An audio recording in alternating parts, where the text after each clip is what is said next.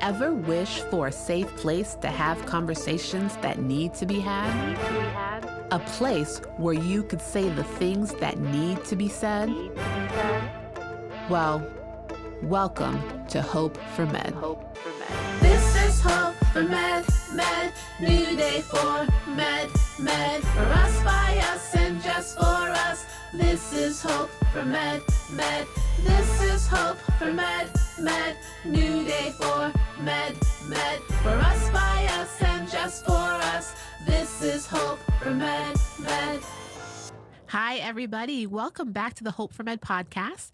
This is Dr. JB. I am so excited for today's conversation. We are going to be talking with Barbara Rubel. She is a speaker who focuses on compassion fatigue in healthcare professionals. Barbara has a BS in psychology and a master's degree in community health with a concentration in Thanatology, which is the study of death, dying, and bereavement. Welcome, Barbara. Thank you so much for inviting me. All right, Barbara. So tell my listener a little bit about you, your background, how you got interested in thanatology. Well, come back with me to 1986. My father had deteriorating discs, and he was not doing well. At the time when I was in the hospital, awaiting the birth of not one baby, not two babies, but three babies. I was about ready to give birth to triplets. My husband walked into the hospital room and said that my father shot himself in his head. Oh, my God. And he killed himself right before becoming a grandpa. And so I could not attend the funeral. I could not attend the wake because the babies were in utero and they weren't born until 3 weeks later. Oh, my gosh. And his death, his suicide put me on this journey. I wanted to learn whatever I could about death, dying, bereavement, and especially related to sudden death, because at the time I realized that not many people knew how to manage suicide or even were comfortable talking about death and dying. And so his death propelled me into my career. I became a mom of triplets and I did all that mommy stuff. But I went back to school. I already had my Bachelor of Science in Psychology, but I got my master's degree in community health with a concentration in Thanatology. So all of my research, all of my studies focused on traumatic loss. And I realized that I wasn't alone, that there were so many people out there like me, survivors of suicide, homicide, accidents, drug misuse, death, or anticipatory loss as well. I went back to school, got my master's, and then worked at hospice with those who were terminally ill. I was the bereavement coordinator. I facilitated different types of support groups with those who were experiencing Alzheimer's or AIDS or different types of losses. But I was also teaching at Brooklyn College. I taught a lot of undergraduate courses, but I was teaching a master's level course, crisis intervention, during the week of September 11th, 9/11. Wow. How do you teach a course on crisis during the worst crisis in New York City? Because I was teaching at Brooklyn College.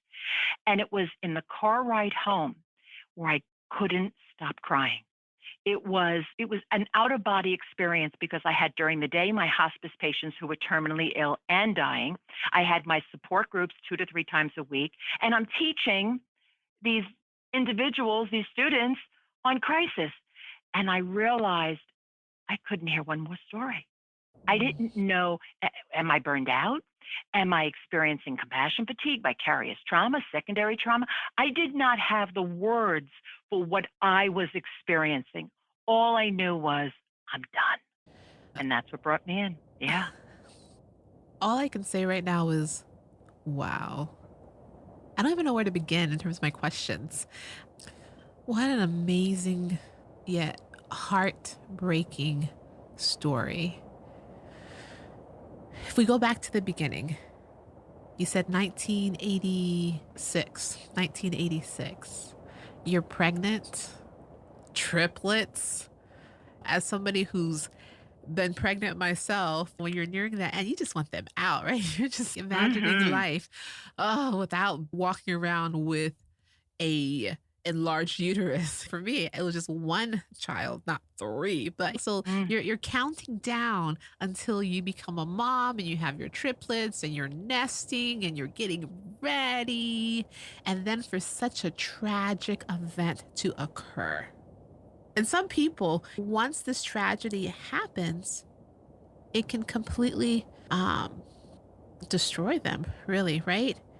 You took this tragic event and you used it to create good. And how were you able to do that? I found meaning in it. I believe that when we are grieving a loss, it impacts the very core of ourself, our self-esteem, our sense of self. It moves deep into who we are. And so we struggle with a sense of identity. I was no longer a daughter. I was a suicide loss survivor as well as a daughter. So I had to like reconstruct a new sense of myself and basically revise basic assumptions about my world. My world was not safe. I didn't trust the world. I had a daddy who always took care of me. Now my dad's dead. So I needed, based on Niemeyer's work with meaning making, I needed to interpret and incorporate my dad's suicide into my life story from the very, very beginning. And finding meaning, the way people find meaning, you can make no meaning at all, or you can make negative meaning out of your loss. But what people can experience is a meaning of coping. They can feel very strong in the fact that they've coped with the worst loss, and they could say, I'm dealing with it. Or they could say, I found meaning through lifestyle changes. I don't drink anymore, or I do less drugs. Or they could find meaning by saying, I value life. I don't take it for granted. So when we experience a great tragedy, a great loss in our life, one of the first things we do is find meaning through what's called a loss narrative. And a loss narrative is how we share our story. When I shared my story with you, I felt your empathetic nature. I felt your compassion. And I heard you say, wow, that meant to me, she deeply listened to me. She understands what I'm going through because of your empathy and your compassion. And when we are surrounded with people who get it and we find meaning in what happened, then we'll be able to manage it and deal with it and incorporate it into our entire life story. But how do you start talking about it? Because that's very difficult. It's very difficult to talk about your story. And for some people, they can't because they're afraid if they open up and share their traumatic grief and share their complicated loss and share their story, then they may never stop crying, or it'll be too difficult to come back from it, or that the person they're sharing it with cannot contain it. That's very interesting because that's also a concern, right? That it's too heavy a burden to share with another individual. Well, because you don't know how they're going to respond. I'm a keynote speaker. I was on stage at a mental health congress with hundreds of people in attendance. I finished the keynote, and I self-disclosed during my programs, and I shared that my father died by suicide and in one part of the program, then went on to talking about vicarious trauma. At the end of the program, someone came onto the stage. Now, people do not do that. You wait till the speaker comes off the stage. Exactly. She proceeded to go on the stage and speak into my lavalier mic, which was still on. And she said, Barbara, that was a great keynote. Thank you so much. But you do know your father's in hell. Oh my goodness. Yeah. Yeah. Well, I'm a pastoral bereavement counselor. So I just said, God bless you. I can't hit her. I'm being paid to speak, so I can't smack her. There's cameras. Hey, yeah, there's cameras, exactly. And I was being taped. But I proceeded to go off the stage. I walked off the stage, and you have all these, social workers and therapists, psychologists. They all needed to wait and not go out into the breakout room. They needed to hug me and tell me that my father was in hell. And I have to tell you, after 30 or 40 people hugging you and telling you your father's not in hell, you started to believe, what are these people telling me this Yeah, for? I was exactly. like, oh my God, is he in hell? It became like a humorous to me. And I think that's one of the things that I use as a mechanism is my humor to manage, such a difficult loss in my life. But that experience with that attendee coming on stage and saying that to you happened a while after the incident, right? Oh, years later, like 20 years later.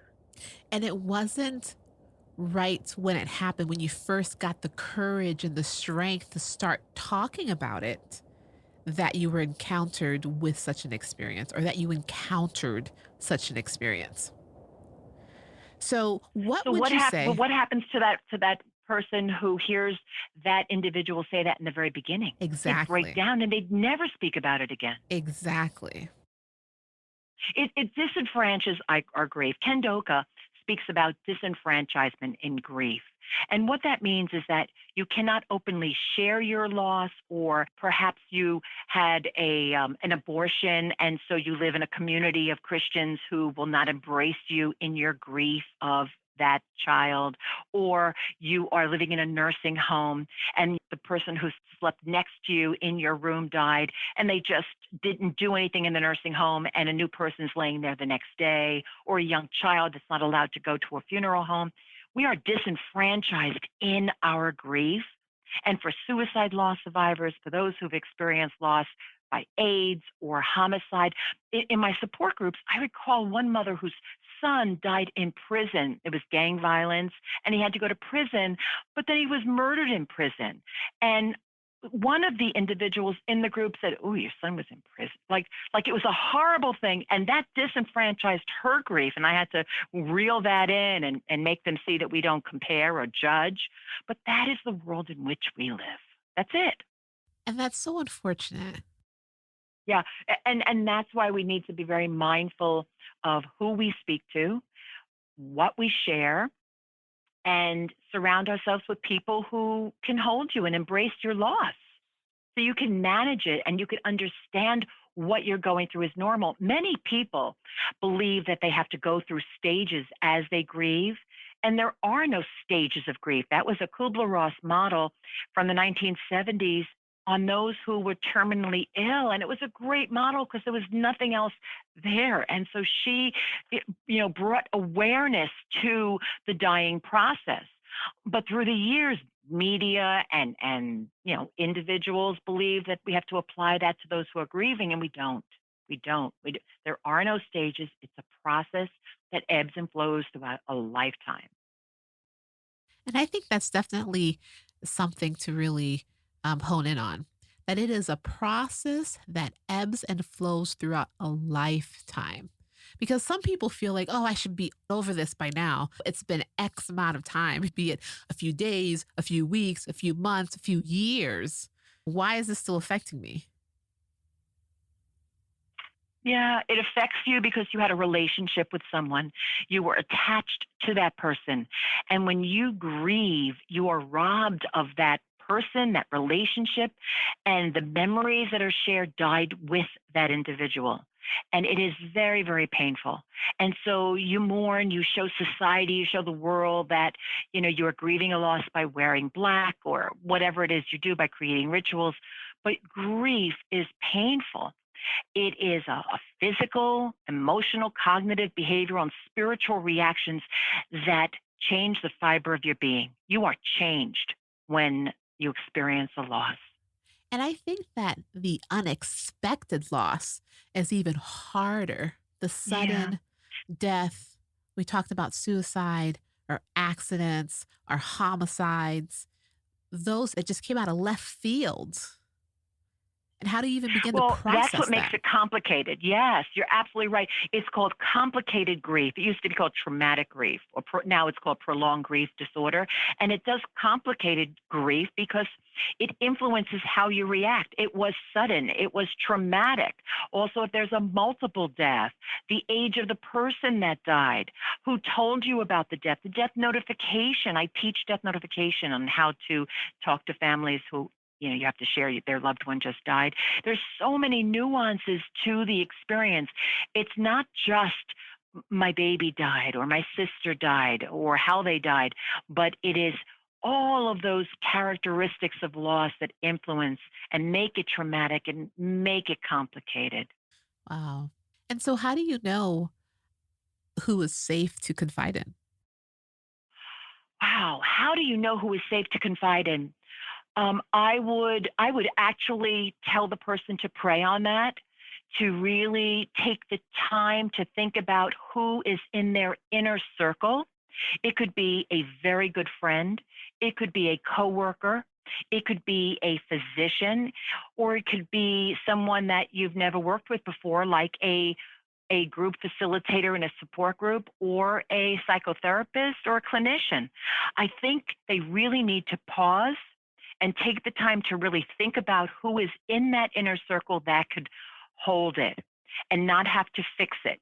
So let's take, for instance, the suicide loss survivor who will say, why? Why, Daddy? Why did you kill yourself? Why did you kill yourself when I was in the hospital giving birth to triplets? Why? Now, someone may say, well, Barbara, there's a link between depression and suicide, or, maybe the serotonin levels, or he had deteriorating discs. As a suicide loss survivor, we don't need you as a listener to give us the answer to our reason why. What we need is a place, a soft place to land. It's a place where we could share our story, to just simply sharing our story, because when we grieve, we share the same story over and over again. Last week, I did a presentation for NICU, the NICU nurses, and the emails that I received from these NICU nurses after, I mean, we talked in the chat bar, but afterwards, just sharing story about things that they heard, what people said, things to mothers like, you'll have another baby. So, you think you feel safe, and you'll tell someone, oh, my baby just died. And they'll say, oh, you're young, you'll have another baby. That disenfranchises your grief. And that's absolutely so disconcerting. I can't even believe people say things. So again, if you had to really share with someone, it needs to be someone who you trust, and you basically set up a system before this. I'm about to tell you something that's really hard for me to say, and it's traumatic and it's very sad. Can you handle it? Is this something that you want to talk about now, or should we talk about it another time? Ask permission to share it. They may not want you to share it. Wow, that's definitely a valid point. But then what would you do if the person says, no, I don't want to hear it? And then I would say, thank you. I love you. I thank you for being here for me. And I understand that, you are not equipped to handle my distress, Yeah, because what I'm going through is stress and de-stress and grief and trauma. And that's a lot to share with someone who's not trained. that's true. Especially the stories that I hear. I'm an expert in sudden traumatic loss. I hear stories that I can't even believe they're sharing with me. And I'm trained. I'm a thanatologist. I'm an expert in my field. And sometimes my heart is breaking. I can't imagine the next door neighbor over a cup of coffee who's listening. And being a listener, what a God gift that is, to truly deeply listen to someone.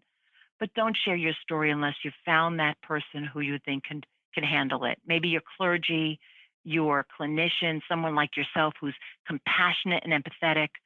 Just be very mindful of who you're sharing with. Yeah, that's so true. And people think that physicians know how to deal with grief and grieving.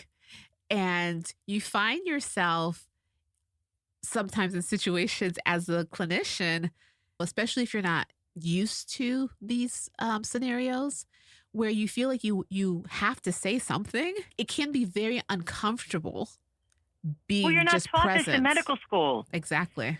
Well, that's what all the physicians in my program say. And what they hate is I do. I do these little case studies, and I bring them up to the room, and I'm like, okay, well, I'm going to be the grieving client. And they're like, no, do I have to be the doctor in this? I'm like, you are a doctor in this. Exactly. I don't want to play that role. It's like, pick somebody else.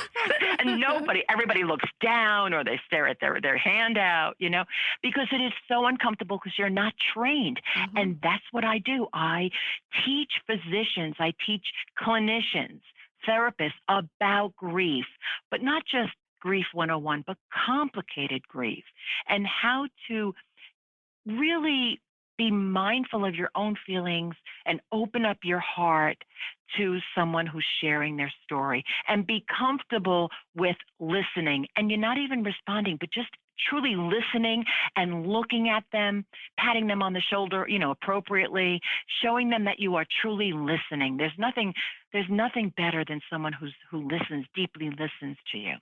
As a hospice bereavement counselor, for years, I would go to wakes and I would attend funerals, and sometimes I would say nothing.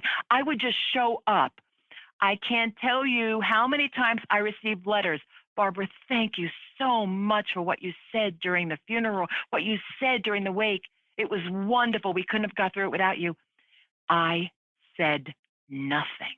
But you're But my physical. presence, Yes. that gift of, they felt like so now I realize if I want to do well in the world, just shut up.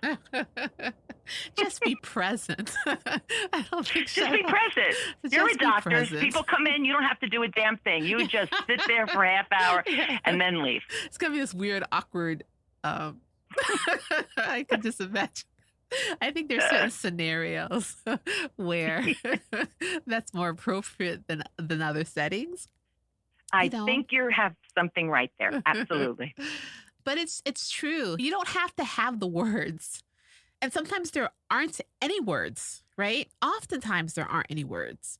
Everybody's You're grief and absolutely right. experience is There are different. no words. Exactly. But how compassionate and empathetic when you say it sounds like this is so hard for you, or this must be the most difficult point in your life.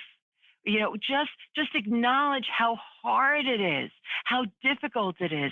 I hear what you're saying. I've said that so many times in my support groups. I hear what you're saying, and they start crying.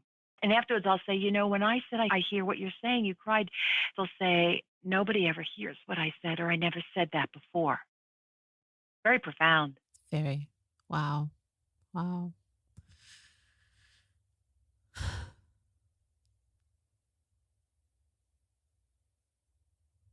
So I guess this was an example just now of being present. But you see, silence is a beautiful thing. We just had a moment of silence to allow our listeners to process what's being said. There is a lot going on between us, and we are not even aware of all of the losses out there. People who are listening, who just experienced so much loss because of COVID, non-death related loss and death related loss. Yeah. And they are grieving, and they are listening, and they are feeling and being present for what we have to say. And hopefully in this time together, they're realizing that, I really need to find someone to talk to, or I really need to get into a grief support group, or look up some books online on grief and loss and learn. We need to keep being teachers to ourselves. I'm strength-based, so I teach professionals about how to manage compassion fatigue. And so I always focus in on strength. So my greatest strength is love of learning. I love to read the research on grief and trauma and compassion fatigue and burnout and vicarious trauma. I'm well versed in the current research, but my other strength is wisdom. So I, as a speaker and keynoter and webinar instructor, I'm constantly teaching what I know to clinicians. So my strengths, I know my strengths, and I'm putting them to practice. And I think whether you're coping with grief, especially after COVID, or you're coping with the stressors of your job, you need to know what are your strengths and how do you put them into practice to manage your stressful career and to manage your losses. So what's the danger of not dealing with it? If you're just saying, whatever, I'm just gonna push this under the rug. Well, some people this in the need closet. to do that because they are so traumatized and they experienced, perhaps attachment issues early in life. And, there's so much going on in their life that it's better for them because they haven't processed all of the trauma in their life, that it's better for them to just go through life without dealing with it. But perhaps one day it can bubble up, or maybe it's displaced. So I always think it's best to find a professional, especially if you're dealing with traumatic loss, to someone to talk to process it. That's why do you think so many people drink? Why do you think the alcohol is like crazy right now in drug use and Exactly. misuse death? I do so many trainings on drug misuse death. And in the past 5 years, I think that was my number one training. Why is that? Why is there such drug abuse? Why? Why are people dying from drug misuse death? Because probably they had so much trauma in life and grief and loss that has not, their ACEs scores are probably through the roof. They probably, haven't dealt with it, so it's easier to self-medicate and die. So the thing about it though is that you can't go through life without dealing with it, right? So you can intentionally deal with it, or you can quote unquote not deal with it, but clearly you're still dealing with it because you're turning to other substances that aren't healthy. It still Right, affects you're your dealing life. with it in a negative way. Exactly. Absolutely, You, that's you you exactly can't right. pretend like it's not going to affect you. It's always going to affect you. So either it's your conscience. Let's try this again. Mhm. Either you are aware of its effect on your life and on your day to day, or you are unaware, but it's still going to affect you. And so, in my opinion, that is why it's important that you deal with it on your own Oh, it's terms when you are Oh, it is ready. so important to deal with it. But they say you can drag a horse to water, but you can't make it drink. Exactly, exactly. On your own terms when you're ready. But don't go through life thinking it's not going to affect you because it will. It will 100%. It's going to affect you in a very negative way. It may affect you in your relationships. It may affect you with, divorce. It may affect you with, there's domestic violence. I'm also a consultant with the Department of Justice Office for Victims of Crime, where I talk about vicarious trauma. And with police, especially, there is domestic violence issues and drug issues and alcohol issues. And because of all the traumas that they see. So we need to focus in on positive ways to manage our loss, our trauma, instead of, killing ourselves. That's basically what we're doing every time we self-medicate. Exactly, exactly. And then you mentioned COVID.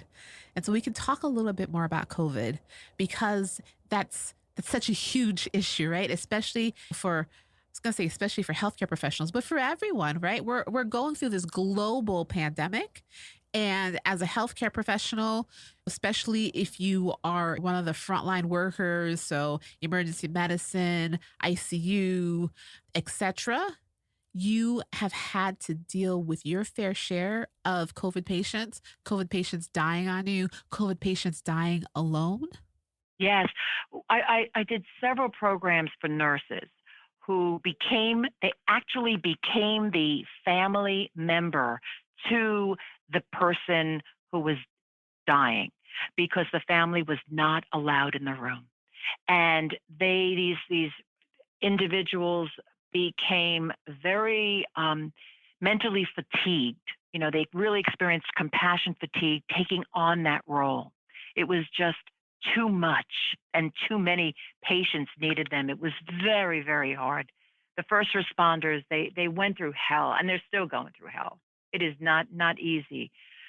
Definitely not easy. And they're grieving. It's professional grief. They're experiencing professional grief Yep. with all of their own losses, dealing because they had this intimate relationship with the family who could not be there. So they had to get on the iPads or they got on the telephone with the family, and it was an extension of the family. They became the family. And so that made it so much more difficult for them. It was very, very, very hard. So they're dealing with professional grief. They're dealing with compassion fatigue. They're dealing with burnout, and also vicarious trauma. They had they had Everything. the whole kit and caboodle. Everything. And when you have this camera or this phone and you're showing the family the loved one, right? So they can physically see them, but they can't hold their loved one's hand, right? So, as the healthcare professional in the room that's facilitating this conversation, you know, oftentimes, yes, us as physicians or, nurses or ancillary staff, like you said, had to be the family, held the patient's hand, told them it's going to be okay as they took their last breath. Yeah, but it's not just holding their hand. As a professional, you're holding the patient's hand, and that patient is acutely dying. Um, However, you have become a vessel. Your hand holding that other person's hand is so meaningful to the family member because they are there through an extension of your being. Yep. So that's how you find meaning in your loved one's passing, knowing that you were there through the nurse who was compassionately holding your loved one's hand. So your loved one, as they took their last ebbing breath, knew you were present in the room. It's not just holding a hand. Yeah. There's so much more there spiritually. It is. And that's why those nurses are so exhausted, the compassion fatigue. They're so exhausted because it ran through the core of who they were. Yeah. And some people are like, how is it possible that you could develop compassion fatigue? How is that even a possibility? Well, if you are working with people or pets, it's a huge possibility. Basically, if you define compassion fatigue, it's a state of tension and preoccupation with the continuous trauma of your patients. You're exposed to this compassion stress, and it happens in a clinical setting or it happens with first responders to trauma. Basically, you succumb to the demands of your patient's care over your self care. That's the key to compassion fatigue. That you are so empathetic, you are so compassionate, you are so caring, you do so much for that patient, but you do not take care of yourself. And that's why when I look at compassion fatigue, I always tell people it's a relationship with others. If you want to take care of yourself, because we don't, we put ourselves on the back burner, especially clinicians who always put their patients first. I look at it like a relationship. If you want to take better care of your patient, you must take better care of yourself. So you're empathetic, you're constantly giving of yourself, but you cannot neglect yourself or your patients will suffer. And that's, I think, the way I get clinicians to listen, because it's going to make the relationship better with your patient and the outcome for them will be better. And so throughout your career, you have been focusing on compassion fatigue. What made you decide to take that on? Oh, it was in that car ride home. I was coming back from Brooklyn College. It was the week of September 11th. I'm teaching crisis intervention, a master's level course. I'm working as a hospice bereavement coordinator during the day, and everyone's dying. I feel like everyone's grieving. And I said, I don't know what it is I'm feeling, but I love my patients. I don't want to stop working with I don't want to stop teaching grief and death and I don't want to stop. But I felt like I can't hear any more stories. So I changed the focus of Hmm. my life's work away from patients and clients and to those professionals like myself. Let's keep us healthy so we can keep doing our job. So if you're a physician and you focus in on compassion fatigue, then you continue doing the work without burning out. If you are a psychotherapist, a social worker, a dentist, a nurse, whatever your role is, if you focus in on compassion fatigue and vicarious trauma and burnout, there's less chances of you leaving your job. There's less chances of mistakes being made, high mistakes, death can happen. So that's what got me involved when it happened to me, when I actually felt like I couldn't hear one more story. That was my compassion fatigue. So could you develop compassion fatigue from engagement in this work around compassion fatigue?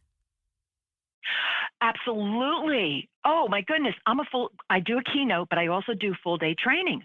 And many in attendance, you sit at a table of 10, and I could have 2, 3, 400 people in a room, and I give them case studies and different activities and self-assessments. And there are times I'm walking around the room and I hear them share stories where I feel like, you're re-victimizing someone here. You're talking about a homicide or you're talking about, an AIDS-related death or an accident where a child and I listen, and then I go back up to the room and I'll say, everyone, we have to stop sharing our stories at the table because we're just re-victimizing ourselves and we're just giving more of a burden to others. This is about managing our stressors, managing the fatigue, managing the burnout, but we don't need to keep readdressing why.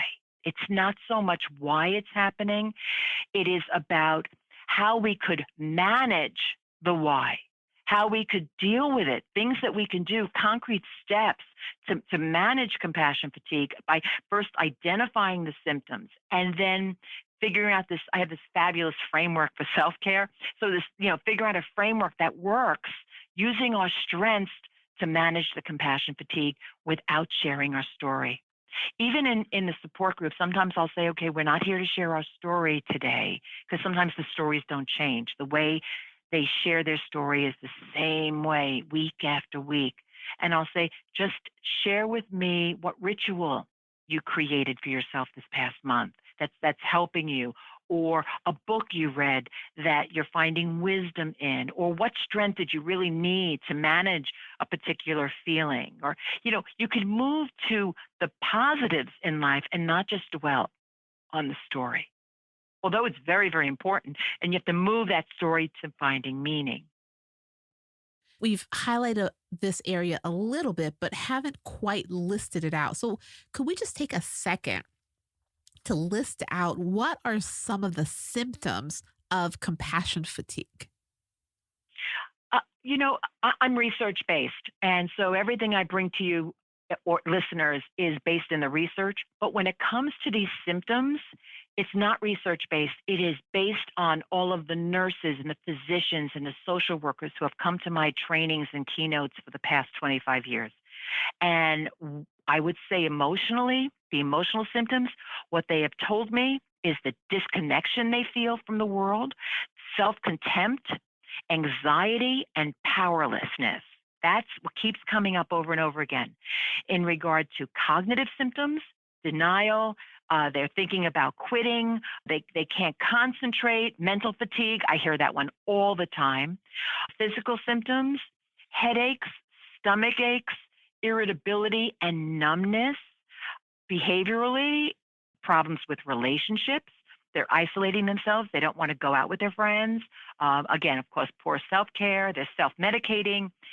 Insomnia, getting up in the middle of the night, waking up with thoughts of their patient. Exhaustion. Nightmares is huge. And spiritually, I hear over and over again, Barbara, I have a decreased sense of purpose. I just don't feel like I have any purpose anymore. It's just too much. And that's not even the research. It touches upon that, especially the mental fatigue, the numbness, and the nightmares. That keeps coming up in all the research too. But what scares me is that decreased sense of purpose. I think we really need to hone in on the spiritual reactions, because it is our spirit that's going to get us through this. Yes, we have a mind and a body, but it's our spiritual connection to the world, to a feeling that we found meaning in being a clinician for our greater good, And if we have a decreased sense of purpose, that will impact us every single day. And not only the decreased sense of purpose, but also the decreased sense of effectiveness, right? Especially if you take it back to the context of COVID that we've been dealing with for over a year now.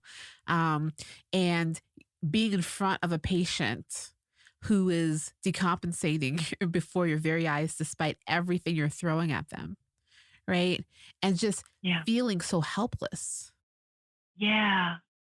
Yeah. You're helpless in keeping them alive, perhaps, because maybe perhaps you definitely know they are going to die. It is the end of their life.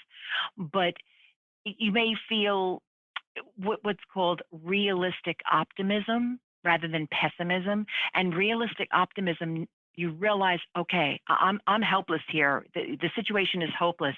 However, I will make sure in my capacity that they don't have to deal with pain.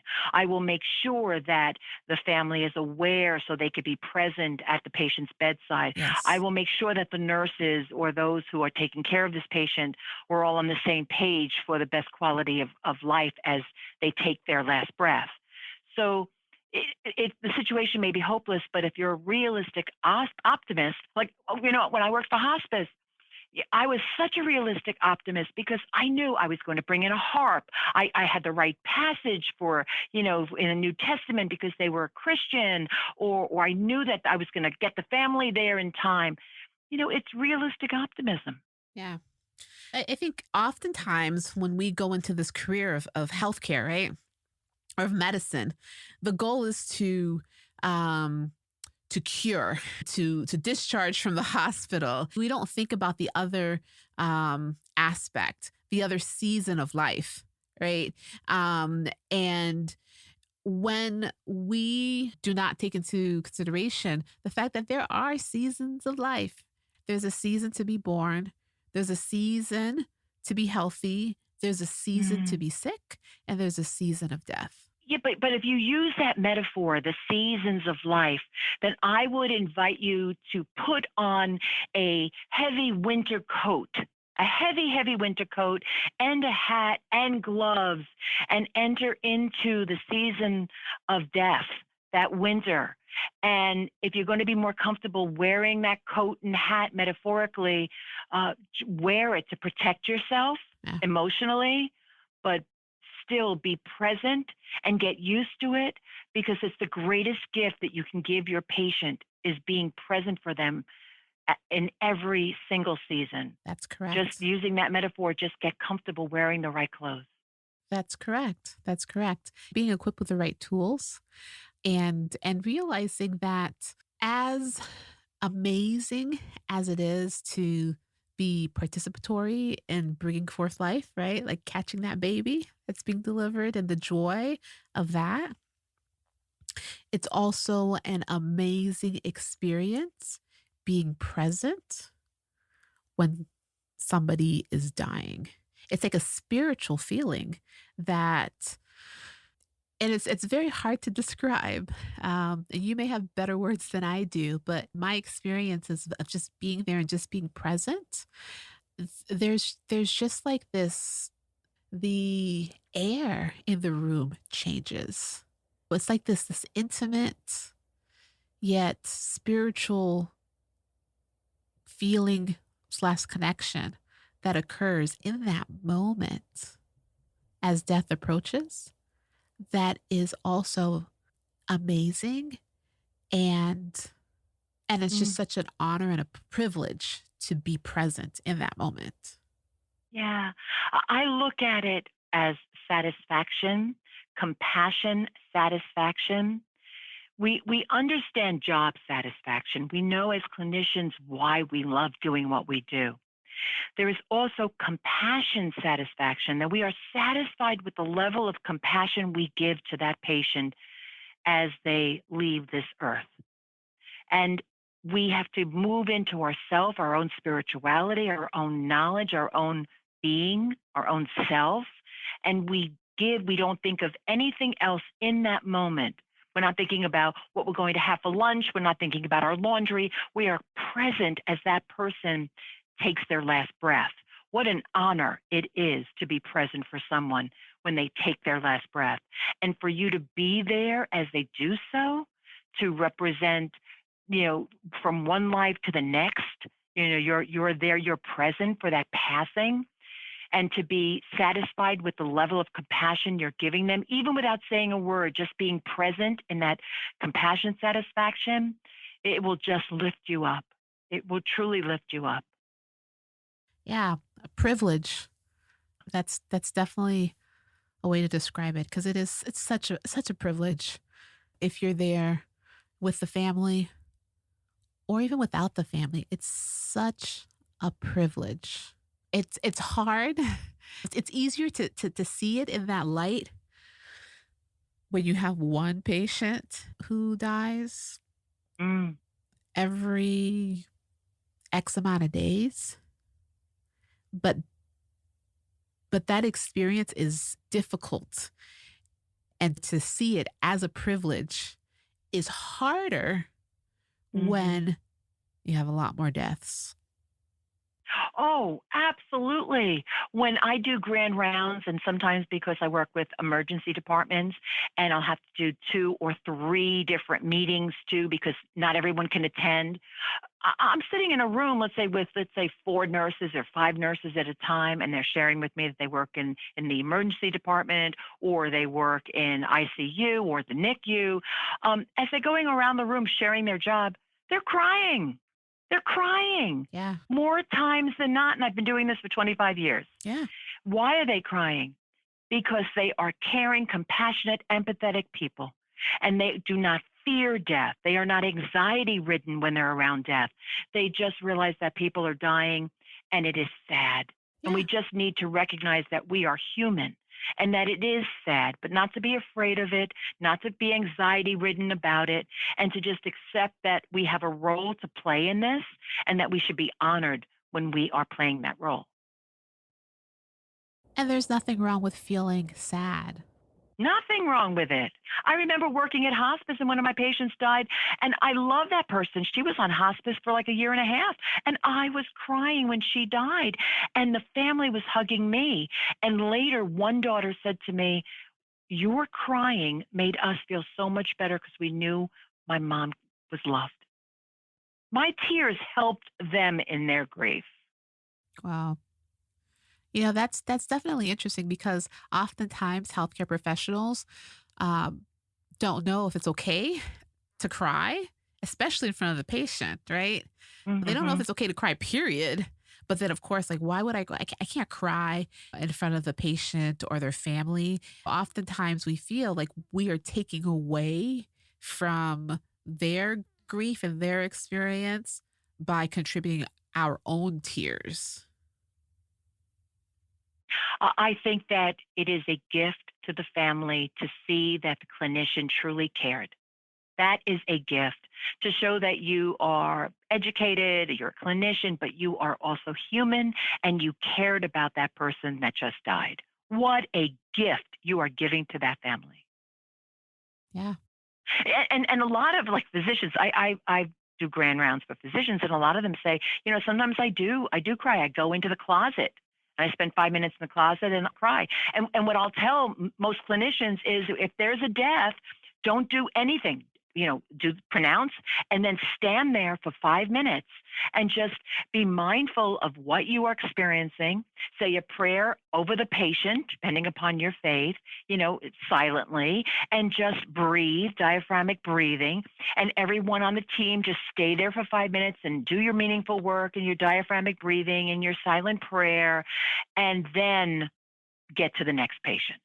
Take the moment for yourself to process your role and to process what happened, and then move on to the next incident or patient or whatever it is that you're involved in. Yeah. And so I guess I have two questions for that. One, when they engage in an activity like that, does that affect them crying afterwards? No, I find what I'm finding when I go back to the hospitals, or I do a little post test and I ask them about what they're doing, they'll say there's less tears. Yeah. Afterwards, they don't have to go into the closet to cry because they processed it with their team. Yeah. So the physician, the nurse, the assistant, whoever was in the room at the time, they stood there and processed it together, acknowledging what happened, honoring the deceased, recognizing their role, and not just moving on, but appreciating that moment in time, being respectful to their experience and the patient's experience. They didn't need to go hide because they Exactly. were able to shed a tear in front of someone else they work with, or even giving each other an embrace or Yeah. shaking each other's hand or whatever it is. Or some of them have told me when they raise their hand, and I'll ask them what else do they do. They'll say they hold hands at the very end. So, that's nice too. I'm not a hand holder, so it's not my thing. But, hey, whatever works. Listen, every team's different. One of the things that's so important about what you said is that it doesn't take that long of a time. People feel like, oh, Oh if I'm my going to God, I engage in remember this. one guy. I wish I could remember. I think it was in Minnesota about 2 years ago. He said, "We give it the best minute of our life. That's what he called it. And he said, everyone knows, because they talked about this beforehand, that when a patient dies, that this is what we are going to do. So they're all on the same page before, like they've all agreed this is what we're going to do. And they take 1 minute to say a silent prayer, to do some diaphragmic breathing, to say a prayer for themselves, that to give themselves the courage to keep moving throughout the day, to remember this patient fondly, and to and just find meaning in it and in their role, and find purpose in life. And it only takes a minute because you breathed into it, you found meaning in it. Yep. That's so amazing. And I think that a lot of healthcare professionals could find a lot of benefit from engaging in a practice like that. And get permission from those on your team beforehand during a team meeting. Say, patients are going to die. Let's incorporate a practice. 1 or 2 or 3 things we could do in less than 5 minutes, when a patient dies, and ask for suggestions and implement their strategies, and then make it work. Yeah, I love that. I absolutely love that. So, going back to the compassion fatigue, you mentioned something about a framework, that a strength-based Yeah. framework, a fabulous I know. strength-based I love my framework. framework. It's fabulous. It's fabulous. It's a fabulous framework, and it is basically 8 pillars to manage compassion fatigue. So we take the acronym FABULOUS, and F is flexibility. That's about being cognitively flexible about what's going on. A is about having a positive attitude. B is about keeping your boundaries. U is understanding job satisfaction and why you love being a clinician. L, that was laughter, having a sense of humor. The 6th thing is optimism, and that's rather than being a pessimist, it's about being a realistic optimist. The 7th pillar is being united, being connected with your team and your community and your faith, your pet, whatever. And the last 8 pillar is S, and self-compassion. That's taking care of yourself when you screw up, when things go wrong. And it's just 8 pillars of resilience. It's 8 pillars of self-care. And so, do you apply these 8 pillars every day throughout the day? Every single day in your life. So let's say you're a clinician and you want to work on these eight pillars. So the first pillar is flexibility. So throughout the day, you need to be alert to your critical thought and change it. You need to recognize knee-jerk reactions to avoid behaviors that screwed you up in the past. Maybe you want to adjust your thinking to accept new knowledge. You want to brainstorm to deal with a problem. Maybe a patient died, so you don't want to focus on one bad thing instead of all the good things throughout the day. So the flexibility is how can you be open-minded and cognitively change the way you think to manage all of your stressors. But you do that by looking at a strength. So let's say, for argument's sake, you took the strength, open-minded. Barbara, I am so open-minded. I notice a negative thought about my role as a clinician, and I try to reframe it into a positive thought. Or you might say, judgment. Judgment, I'm a critical thinker. I adjust my thinking while I'm solving issues with my patients. So being open-minded and being a critical thinker, these are 2 of my strengths. These are how I put it into practice throughout my day, using the first pillar of cognitive flexibility. So you use it throughout the day to manage all of the stressors that occur. And that's just S. We have, 8 of them. Yeah. Wow, this is such an awesome framework. How did you come up with this? Well, I'm a keynote speaker, so I throw out so much junk into the audience, hats and little parachutes and twirly birds and whatever. And I wanted to give people pins. And so, ask me why I'm fabulous, because if you attend my workshops or training, I'm fabulous because now I know how to take care of myself. I know self-care, blah, blah, blah. And then I said, I have to come up with something, because everybody's wearing these stupid pins or hats that say, ask me why I'm fabulous. So that's how I came up with it. Because I have all these clinicians walking around with stupid hats. I mean, that's basically it. I need to turn this to an acronym. They're I they're used to did. acronyms.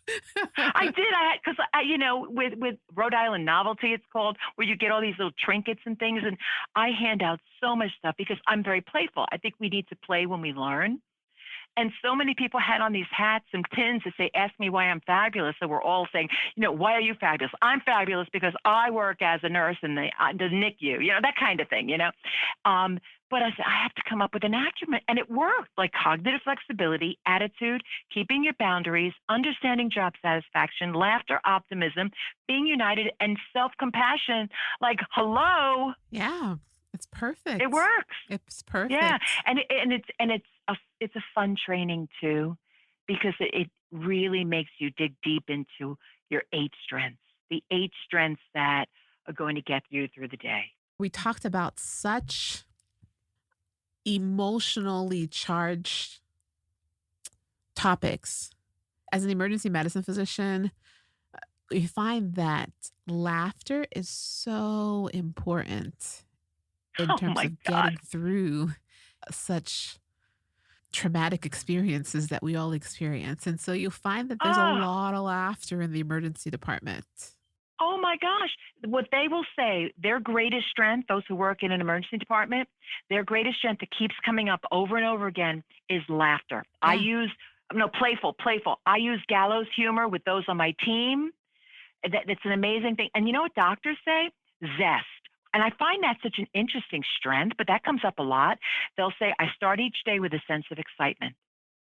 They say by the end of the day, they're ready to It's crawl a under the different bed, story. but that doesn't matter because they start their day with zest. And I love laughter because, do you like stand up, like comics, jokes, funny stories? Do you like slapstick, physical comedy, sarcastic? I love dark comedy or gallows humor, like that grim misfortune humor, observational humor, things that are not planned, self-defeating where you poke fun at yourself. I have to tell you a story. This really happened to me. This is going back to 2005. I was a keynote speaker. I spoke on compassion fatigue in school nurses. There were 1,300 nurses at this annual conference in 2005. It was the National Association of School Nurses in Washington, D.C., in a ballroom. And I told those in attendance that they must go home and decompose. I thought I was saying decompress. In my mind, I told 1,300 nurses to decompose. And they were so kind. Like first of all, it was like a shock, and then, how there's two, when you do these ballrooms, there's two microphones on both sides. And these compassionate, God bless them, they came up to the front, and in the microphone, Barbara, I think you're telling us to decompose. And I'm like, no, I said decompress. I said decompress. And what was the funniest thing back then with keynotes, they used to give out cassettes, but they didn't give them out. You had to buy cassettes of the keynoter. And when I went to pick up my copy at the end, he said, we have none left. This was the first time we sold out like 1,000 cassettes. And I said, no, it's not because I'm a good keynoter at all. I screwed up and I told them to decompose, and they just want that. And I'm like, he goes, I was wondering why so many people bought your keynote cassette. They're going to fast Oh my forward to God. the end and then put it on repeat. Yeah, Go home and no, absolutely. decompose. Fast forward right to the end when she told us to decompose. Yeah. Great. No one's hiring me to speak, that's for sure. But it's about having a sense of humor. We need to have a sense of humor to figure out what strength, what would you say? Would you say playful, zest, hopeful, love? What is your greatest strength? I am hopeful. Mm. I am one of those people that usually sees the glass half full. Even though today may be grim, there's always tomorrow. I was always that person for every test. I would say, what's the best thing about test day? And people are like, what? When it's over? Yes, I love it because there I see your strength of humor and being playful and being hopeful, and also anticipating the best possible outcome. It's Yeah. just that I think a lot of clinicians don't know their greatest strengths. What I do, like I kind of do a pre-test, post-test in my trainings, and I'll say, right now, write down 8 of your greatest strengths. You have 60 seconds. They come up with 2. Some people hold up like 0. They're like, I don't know. I mean, that's pretty scary. I think a lot of people think it's boastful or it's pride, but it's not. If you focus in on your strengths as a clinician, you will be a better clinician. You will be more human. There will be a greater attachment between you and your patient. And it's a win win for both. I love that. I'm all about win-wins. Yeah, it's authentic, Win-win. right? It's about authenticity. Just know what you need as a clinician. What do you need? You need to provide support and care, and just express whatever it is you're going through as a human being. And I think that your patients will really be honored in that. And I think it's a good thing. So, Barbara, I know that there are a lot of health professionals that are grieving and they just may not know the best way to process their grief. One of the things that we highlighted today is going to a patient's funeral. And is that something that you like ask permission to do? You can ask permission from the family. I think it's a wonderful thing to do, but you don't know if they blame you for their patient's death. There's a lot of people search for a culprit.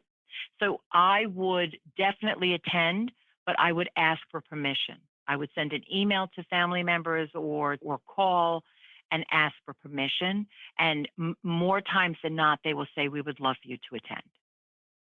But I would say ask, don't just show up, because especially with suicides or where they blame the psychotherapist and the psychotherapist shows up and my loved one was seeing you and he died. What did you do wrong? I think it's very important to just ask for permission with the understanding that it's a really great thing to attend. And also write a condolence letter. They love that. Bereaved love when the clinician takes the time to write a condolence letter. It's a beautiful thing. Yeah, and that's also helpful for the clinician to just write, you know, their condolences and just release. Um, Yes. and then I would also add on that you could have your own personal ceremony for Oh, your yes. I am the patients. queen of rituals. I love rituals. And so I would invite the clinician to think about what ritual would help them. Would it be like lighting a candle when they get home for the patients that died that day? It might be. I know one nurse mentioned this in one of my trainings, and I love it. She has a jar on the counter, and when she walks in the door, she has a little slip of paper and she writes down what she is grateful for that day. And very often it might be, I'm grateful that I was present when that patient took their last breath. So it's important to figure out what ritual works for you, but to have a ritual. I don't just do presentations for clinicians, I also do them for the judicial system and first responders. And one judge told me that they hang up their robe before they leave the court. And the moment they hang up the robe, they say like whatever it is they needed to say for all those victims that they had to come in contact with, very traumatic stuff. But then they walk out of the courthouse and they're a different person. They put on like a totally different metaphoric robe to embrace the world in a positive way. Wow. I think that takes a lot of practice. Yes, but you know what? God willing, we have a very long life to keep practicing. Yes, we do. Yes, we do. Yeah, that's so amazing. I mean, we have so much amazing examples during this conversation of different rituals, different practices that we can adopt as healthcare professionals to really help us throughout our day and to courageously face the potential trauma that we'll be exposed to. and help us cope and help us thrive and help us be fabulous. I love that word. Yeah. But, bottom line is we understand that we have to turn off that maladaptive stress response. And you're going to hear get 8 hours sleep, progressive relaxation, deep breathing, aromatherapy, visualize peaceful images, exercise, yoga. Listen, I'm a size 14. The last thing I'm going to do is do yoga. Okay. So the bottom line is just find what works for you. Yes. Get creative. Yes. It might just be like I have a brand new granddaughter who's 5 months old. Just holding her, that does it for me. So just find that sweet spot in your life. Thank God that if you have faith for your abilities, and just continue being human in the world, and you're going to be okay. And you're going to be okay. I love it. So, Barbara, if my listener would like to get in touch with you to find out more about what you do and offer, how can they do that? Thank you. They could reach out to me at my website, griefworkcenter.com, GriefWorkCenter.com, or barbararubel.com, and that's RUBEL.com. They could follow me on LinkedIn. I'm on LinkedIn. I would love to link in with others. They could also really just type in Barbara Rubel, in Google, and read so much of my materials. I'm on Amazon. I wrote But I Didn't Say Goodbye, Helping Families After a Suicide. I wrote a 30-hour continuing education course book for nurses on loss, grief, and bereavement through Western schools. I wrote COVID-19, Loss, Grief, and Bereavement from Elite Healthcare. Nurses get contact hours. So my stuff's just out there. If you just plug in my name and reach out to me if you have a grief need and you just want to talk. Barbara, I truly enjoyed this conversation. I think you do such Truly? amazing Come on. work. No, I It was really wonderful do. talking to you. You are doing fabulous work.